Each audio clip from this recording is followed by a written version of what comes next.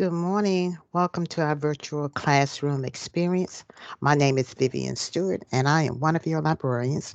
The session today is concerning what is SOAR. Now, our starting point is our library's homepage, and the quickest way for you to get to our library website is to start out at the public website for the school, the www.southwest.tn.edu. And across the top, there is a blue banner, and library is the third option, which will bring you to our page. So on our page, you'll see that we have one search box, which represents SOAR. And the acronym SOAR stands for Southwest Online Academic Resources. Now, before I go any further, let me suggest that if you would, in the lower right-hand corner of your screen, if you would select the full screen view so that you can see everything that I am about to do. So in the terms of a library, SOAR is our discovery service. And what this simply means is that it provides you with one platform to perform a search, whether it is a keyword search or a advanced search or a subject search. And you're able to discover what print items we may have, what electronic books we may have, what magazines, newspapers, journal articles, multimedia items is you're going to one place and retrieving these items that we have available at Southwest. So it's similar to you performing a Google search, which I am sure you're very familiar with. You perform your search and you have thousands and thousands of results, and then you have to go through those to find the ones that are best for you. The great thing about our discovery service is that it provides you with scholarly, authoritative, and credible information. And that's the type of information that your instructors are actually looking for when they ask you to research a topic. So let's perform maybe one or two searches just so that you can get a good idea of how to use this. Now, of course, we have the single search box, which you can access it from here, but you can also access SOAR by going through the databases page. So I am clicking one time inside of my search box, and my topic will be child development. So as I start typing, as you can see, Search Assist is providing me with the listing of possible options. I select the top one, child development, and now I click search. So it's pulling information from our various databases, and it is not all of our databases, but a large number of them. So let's take a look at what we actually have on this page. Now, keep in mind that I performed a keyword search, and if I need very specific information, I can always go back and perform an advanced search. At the very top, it lets me know that if I'm working off campus, I need to log in for remote access, so I could do it now or I can wait. This allows you to save information in a temporary folder that will only be available during the time when we're in this session. And the next item says menu. So if I select menu, you have the option here to go to Ask a Librarian to get an assistance from a librarian. This page is divided up in between three columns. In the first column, this allows you to refine your search. So first of all, we can select full text online, which will remove all of our print items. Scholarly and peer review represent those items that have been reviewed by a team of experts, and they have decided if the article has met certain guidelines to be included in a publication. Open access provides you with those resources that we have that are free, that have been provided to us from vendors or other publishers, and we just have free access to them. CyberCat Online Catalog. This allows us to see a listing of our print resources and also some of our electronic books that we have. Under content type, we have the highest ranking formats. We have newspaper articles, and it lets us know the total number of articles we have, the total number of journal articles, magazine articles, newsletters, ebooks. And if I select more, there are additional type of formats that are provided for me. Under publication date, we can actually use the calendar to select the from and to dates, or we can select the defaults of 12 months, last 3 years, last 5 years. As I scroll down a little bit, we can select certain subject terms to help to filter our information by.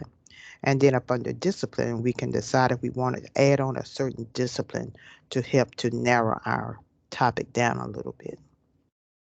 We have our results listed in the middle column. As you can see, at this point, we have 13,454,541, which are sorted by relevance. But if I wanted to, I could change to one of the other options that I have. And then we have something that says add results beyond your library's collection.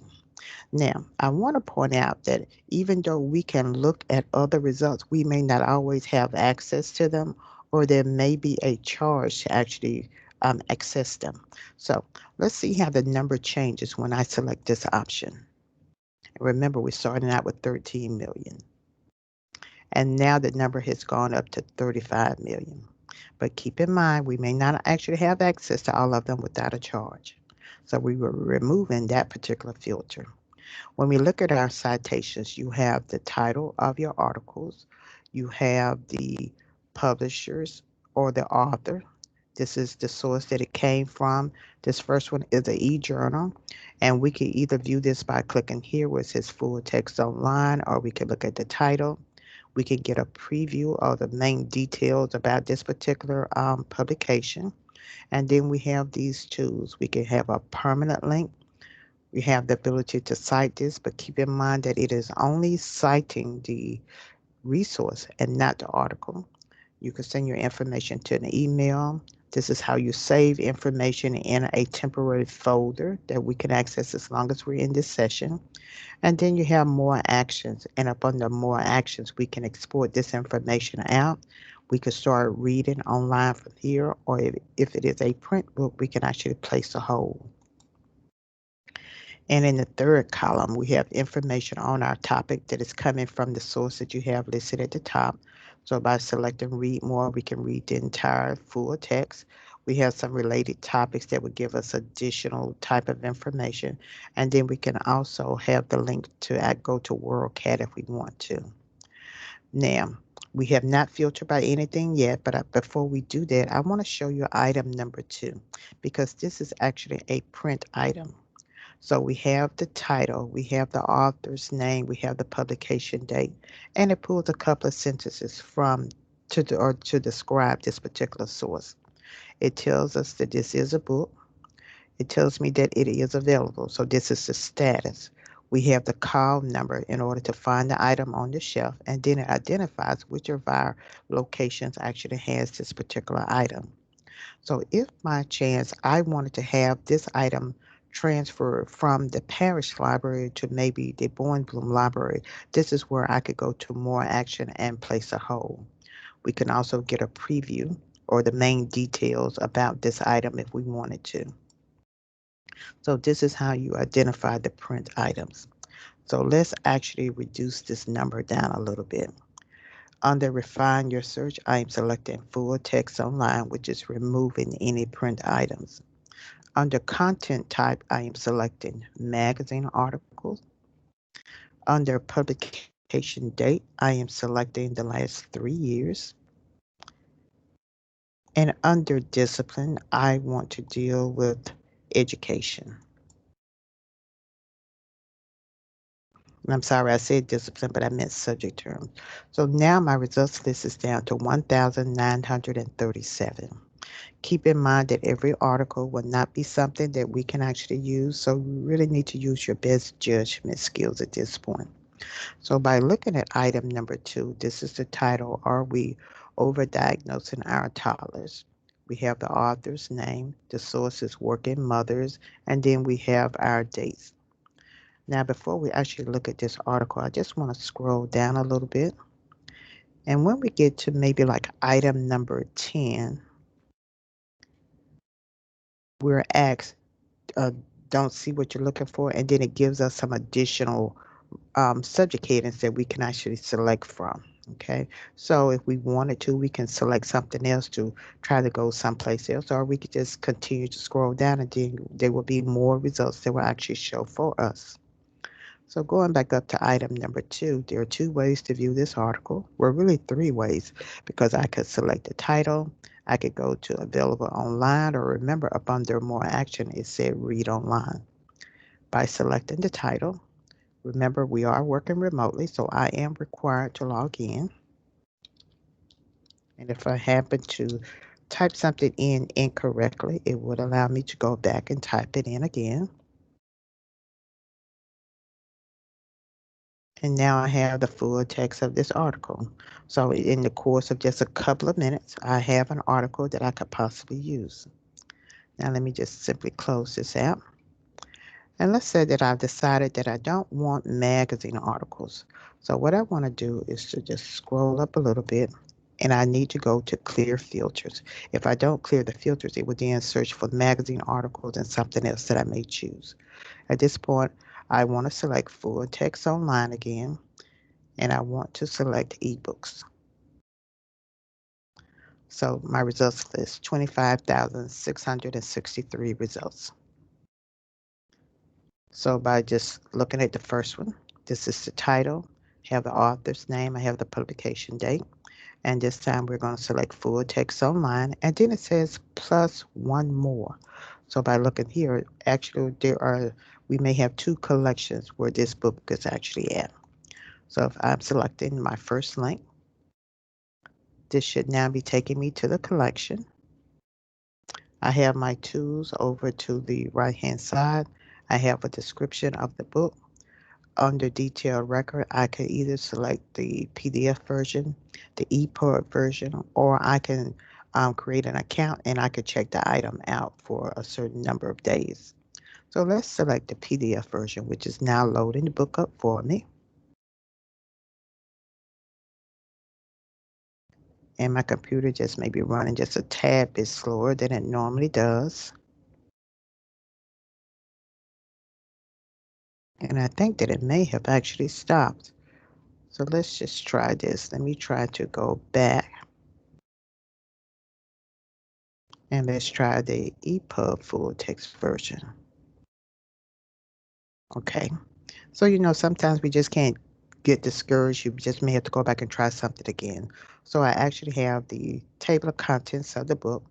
I have the tools across the top. This is the cover of the book. And in order to navigate through this book, I am just simply selecting my navigational arrows. So the full content of this book is here for me. Okay, so this is how we actually read ebooks here. So let's go back. And one last thing, let's go to more. And let's say that I would really like to see some type of videos of some sort. So out of this long listing that I have here, I want to select streaming videos. Now, at this point, I have to scroll back up and apply this. So now I did not take ebooks off, so the ebooks are still there. So let's see, can I just really see one that may be a streaming video?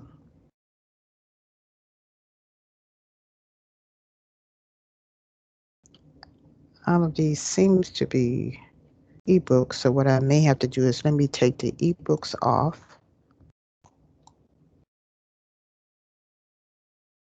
Okay, so all of these should be my streaming videos.